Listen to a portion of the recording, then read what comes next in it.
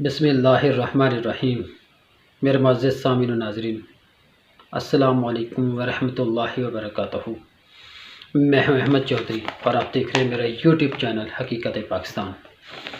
اور آج کا جو اہم بلکہ بہت ہی اہم ولاگ ہے، جس کا موضوع گفتگو ہے کہ بیرونی دنیا یعنی عالمی دنیا پاکستان کے خلاف کیسے گھناؤنے سازش کر رہی ہیں اور سازشوں میں ملوث ہے۔ ان میں خاص طور پہ اسرائیل، انڈیا، امریکہ اور امریکہ کی جو CIA انٹیلیجنس ایجنسی ہے، انہوں نے کیسے پاکستان میں ہر شعبہ زندگی میں بلکہ ہر ڈپارٹمنٹ میں اپنے پنجے گاڑے ہوئے ہیں اور پاکستان کو ڈی اسٹیبلائز کرنے کی کوشش کی جا رہی ہے۔ وہ ہر طرح سے، چاہے وہ سیاسی ہو یا سماجی ہو، معاشی ہو یا مذہبی ہو، چاہے وہ پاکستان کا سلامتی کا ضامن ادارہ سیکورٹی کونسل یا اسٹیبلشمنٹ کیوں نہ ہو، سب میں اپنے پنجے گاڑ چکی ہے اور پاکستان کو تباہ و برباد کرنے پہ تل چکا ہے، اور ہر دن کو نت نئی سازش کری جا رہی ہے اور نت نئی سازش کی جا رہی ہے۔ یہ ہمارے تمام مقتدر حلقے، خاص طور پہ ہماری انٹیلیجنس کو بھی پتہ ہے، لیکن ہمارا جو وے آف لائف ہے یا وے آف رسپانس ہے، وہ پتہ نہیں کہاں جا رہا ہے، وہ کس صورت اختیار کر چکا ہے۔ ہم نے اپنا ٹریک غلط راستے پہ لگایا ہوا ہے، اور اس غلط کی وجہ سے جو پہلے ہم نے اتنے نقصان اٹھائے افغان سول وار کی وجہ سے، ہم پھر وہی نقصان اٹھانے جا رہے ہیں اس ایک غلطی کی وجہ سے۔ تو ہمیں چاہیے کہ اب سامنے کھڑے ہو کر ڈٹ کر ان کے خلاف یہ اسٹریٹجیکل وار میں مقابلہ کرنا چاہیے، اس کولڈ وار میں مقابلہ کرنا چاہیے۔ سارا کفر اسلام کے خلاف ڈٹ کر کھڑا ہو جائے گا۔ انہیں پتہ ہے پاکستان اسلام کا واحد قلعہ ہے جو ایٹمی پاور ملک ہے، اور انہیں یہ بھی پتہ ہے کہ اگر پاکستان کا ایٹمی پاور ختم ہو گیا تو سمجھو کہ پورے عالم اسلام کے جتنے بھی ممالک ہیں ان کی کمر کی ہڈی ٹوٹ جائے گی۔ یہ ضرور ہے کہ پاکستان معاشی طور پہ بہت کمزور ملک ہے، بہت سے اسلامی ممالک سے کم تر ہے، لیکن پھر بھی یہ پورے عالم اسلام کا گرو ہے، یہ عالم اسلام کا غرور ہے، صرف ایک ایٹمی پاور ہونے کی وجہ سے۔ اور یہی وجہ ہے کہ انہیں ڈی اسٹیبلائز کرنے کے لیے مختلف جو ہتھ کنڈے استعمال کیے جا رہے ہیں وہ صاف ظاہر نظر آتے ہیں، جن میں سب سے پہلا ہتھ کنڈا ہے جو وہ ہماری پولیٹیکل کو ڈی اسٹیبلائز کر کے لوگوں کو آپس میں لڑوانے کی کوشش کر رہے ہیں، اور اس کا جو سب سے بڑا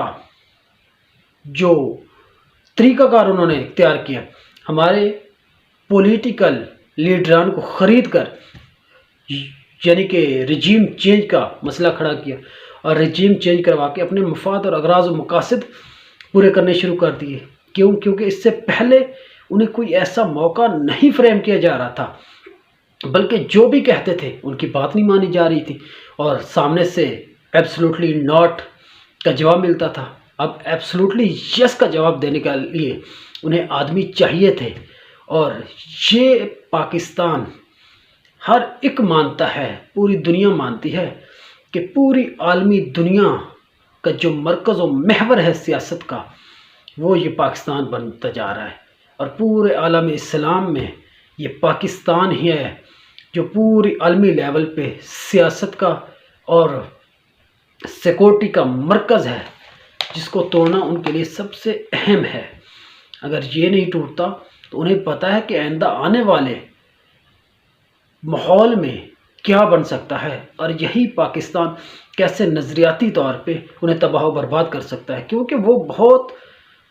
ہماری جو پاکستان کے نظریہ ہے اور میرے آقا علیہ الصلوۃ والسلام کے فرمان ہیں، اولیاء کرام کے فرمان ہیں، ان کو بہت اچھے طریقے سے جانتے بھی ہیں، مانتے بھی ہیں، یقین کی کرتے ہیں، لیکن ہم افسوس اس بات کا کہ ہم کبھی نہ یقین کرتے ہیں، نہ جانتے ہیں، نہ مانتے ہیں۔ تو آتے ہیں جی کون کون سے انہوں نے اپنے ذریعے استعمال کیے ہوئے ہیں۔ تو سب سے پہلا کہ وہ انسٹیبل کرنا چاہتا ہے پولیٹیکلی، تو انہوں نے رجیم چینج کروا کے اور لوگوں کو خرید کر، سیاستدانوں کو خرید کر اس میں رجیم چینج کروایا اور آپس میں لڑائی کروانا شروع کر دی۔ اور اسی طرح دوسرا جو اس سے سب سے اہم ہے وہ ہے ڈیفنس اور سیکورٹی لیول پہ اسٹیبل کرنا۔ طالبان کو مختلف طرح سے ایڈز کر کے، ان کی ہیلپ کر کے انہیں یہاں پنپنے کی، انہیں بہت زیادہ گرو کرنے کی کوشش کی جا رہی ہے، اور انہیں گرو کرنے میں انہی کا ہاتھ ہے، انہی ملک کی سب سے اہم پاوروں کا ہاتھ ہے، چاہے وہ امریکہ ہو یا اسرائیل ہو، انہی سے پیسہ لے کر انہیں گرو کیا جا رہا ہے تاکہ ان کے اندر سول وار شروع کر دی جائے، اور سول وار سے جو نقصانات ہوں گے وہ اس جو ڈائریکٹلی جنگ ہوتی ہے، جو روایتی جنگ ہوتی ہیں، اس سے بھی بڑے اثرات ہوتے ہیں۔ اور اس طرح انہیں افغان طالبان کے بھی خلاف کر دیا جائے، اور افغان طالبان اور مجاہدین کو ایک کر کے ان سے فائدہ استعمال کیا جائے، اور افغان طالبان نے بھی ان مجاہدین کو جو نظریاتی طور پہ ان کو سپورٹ کرنے کی کوشش کر رہے ہیں، اگر یہ نظریاتی طور پہ سپورٹ نہ کرتے تو یہ کبھی بھی یہاں پہ نہ مائنز بم پھٹتے، اور نہ ہی جو اسلام آباد میں 20 کلو کا مواد پھٹا ہے یہ کبھی نہ پھٹتا۔ اور اس سے بڑی بات کیا ہو سکتی ہے کہ یہی لوگ، یہ افغان طالبان اپنے آپ کو بہت ہی بڑے مجاہدین سمجھتے ہوئے سب سے پہلے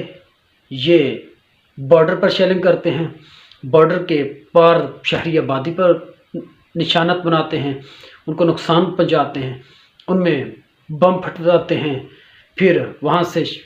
فائرنگ کی جاتی ہے۔ تو یہ کم سے کم انہیں تو چاہیے تھا کہ یہ پاکستان کے احسان اتار بھی نہیں سکتے، ہم تمہارے احسان فراموشوں کی وجہ سے ہم اس تباہی پہ پہنچے ہیں، تمہاری اس جنگ کی وجہ سے ہمارے 80,000 بندے مارے جا چکے، ہم پہ اتنا قرضہ چڑھ چکا، وہ اسی افغان وار کی وجہ سے ہوا۔ کیونکہ وہ سب کچھ جانتے ہیں امریکہ والے، کہ امریکہ والے جب بھی کہتے ہیں، ان کے تھنک ٹینکس کہتے ہیں، جو ان کے محقق ہیں، ان کے مفکر ہیں، یہی کہتے ہیں کہ اگر ISI ساتھ نہ دیتی، پاکستان ساتھ نہ دیتا تو کبھی بھی یہ طالبان، افغان طالبان جنگ نہ جیت سکتے تھے۔ اور ہم نے ویسے ہی ظاہراً بھی اور خفیہ طریقے سے بھی مدد کی، وہ تو سب کو پتہ ہے، اس مدد کی وجہ سے پورا امریکہ اور دنیا کی جو سپر پاور ہے وہ ہمارے خلاف کھڑی ہوگی، اور ہر قسم کی انسٹیبلٹی میں ہمیں کردار ادا کر رہی ہے، چاہے وہ سوشل ہو، سوشل ذریعے سے بھی انہوں نے ہمیں انسٹیبل کرنے کی کوشش کر دی اور ہمیں لڑوانا شروع کر دیا، چاہے وہ سیاست کے تھرو ہو یا چاہے وہ سیکورٹی اداروں کی طرف سے ہے۔ اور یہ سب سے بڑا المیہ ہے کہ جب بھی سوشل یعنی کہ عام عوام اور فوج آمنے سامنے آ جاتی ہے تو اس کا نقصان اس سے بڑھ کر اور کوئی نقصان نہیں ہو سکتا۔ کیونکہ اس سے فوج اور عوام کا اعتماد جو ہوتا ہے وہ ٹوٹنا شروع ہو جاتا ہے، اس سے فوج کمزور پڑنا شروع ہو جاتی۔ جو فوج کمزور پڑتی ہے تو صاف ظاہر سی بات ہے کہ عوام بھی کمزور ہوتی ہیں، نہ فوج میں وہ جذبہ نہ عوام میں وہ جذبہ، اور اس طرح ملک اسٹیبل ہونا شروع ہو جاتا ہے۔ اور مذہبی اسٹیبل کیسے کرنا شروع کر دیا؟ یہ مذہبی لوگوں کو خرید کر، ان میں پیسے بانٹ کر، انہیں مختلف طرح سے مذہبی منافرت پھیلائی گئی، فرقہ واریت پھیلائی گئی، اور مذہبی اس فرقہ واریت سے سول وار کا خدشہ ہو جاتا ہے۔ اور ویسے بھی پاکستان میں اب مذہبی اتنی لڑائیاں، اتنی فرقہ واریت پھیل چکی ہے کہ اس سے زیادہ فرق نہیں پڑتا، اور اکنامکلی جو انسٹیبلٹی کی ہے وہ سب سے خطرناک ہے۔ جس وقت ملک ڈیفالٹ کے قریب پہنچ چکا ہے، وہ سب انہی خفیہ جو وار ہے جسے اسٹریٹجیکل وار کہتے ہیں، اسی کے ذریعے ہمیں تباہی کے دہانے پہ کھڑا کر دیا ہے، جس سے ہماری معاشیت کو دن بدن نیچے دھکیل کر، چاہے وہ قرضوں کی صورت میں ہو، چاہے وہ اس کے اوپر سود کی مد میں ہو، نیچے پھینکا جا رہا ہے، اپنے ڈالر کے اوپر اڑان کی جا رہی ہے۔ اسی طرح وہ ملک جب قرضے بھرنے کے قابل نہیں ہوگا تو اسے ڈیفالٹ کر دیا جائے گا۔ جب ڈیفالٹ کرے گا، صاف ظاہر سی بات ہے، پھر وہ اپنے سامنے ڈیمانڈ رکھیں گے۔ ڈیمانڈ کیا رکھیں گے؟ جی ڈی نیوکلیرائزڈ کر دو، اپنے ایٹم بم ختم کر دو۔ جب ایٹم بم ختم کرتا ہے تو پھر یہ ساری انسٹیبلٹی مکمل ہو جاتی ہے ان کا وہ جو سب سے مین فوکس ہے، جو سب سے مین پوائنٹ ہے، اس پر جانے کے لیے وہ ہر طرح کی کوشش کرتے ہیں اور ہمارے ملک کو، ہماری قوم کو نقصان پہنچانے کی کوشش کر رہے ہیں۔ یہ ہے وہ اسلام کا ازلی دشمن جو کردار ادا کر رہے ہیں۔ یہ وہ ہیں جو پاکستان کے ازلی دشمن ہیں، پاکستان کو اتنے استعمال کرنے کے باوجود بھی پاکستان کے مخالف رہے، اور یہی وہ وجوہات ہے جن کی وجہ سے ہمارے پورے ملک کو ہر طرح سے پنجے گاڑ کر انہیں اسٹیبل کر کے اس کو تباہ و برباد کرنا ہے، اس کو توڑنا ہے۔ جب یہ ٹوٹ جائے گا ان کا سارے کام خود بخود پورے ہوتے جائیں گے۔ اور یہ لوگ ایسے اسٹیبل کرتے ہیں کہ جن لوگوں کو استعمال کرتے ہیں ان کا بھی پتہ نہیں چلتا کہ کیا ہیں، کیا وہ استعمال ہو رہے ہیں یا اپنے ذاتی مفاد کے لیے کام کر رہے ہیں۔ تو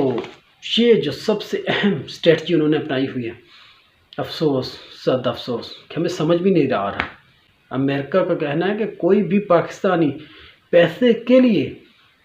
تو اپنی ماں کو بھی بیچ سکتا ہے۔ ان کے پولیٹیکل لیڈر جب ایسی باتیں کرتے ہیں تو پھر صاف ظاہر سی بات ہے وہ اپنے سارے مفاد صرف کچھ پیسوں کے لیے نکال لیتے ہیں۔ وہی پیسہ وہ ڈالر کی صورت میں بڑھا کر ہم سے ویسے بلکہ کئی گنا زیادہ وصول کر لیتے ہیں۔ یہ ہے ہمارے دشمنی جن کی وجہ سے ہم تباہ و برباد ہو رہے ہیں۔ وآخر دعوانا الحمدللہ رب العالمین۔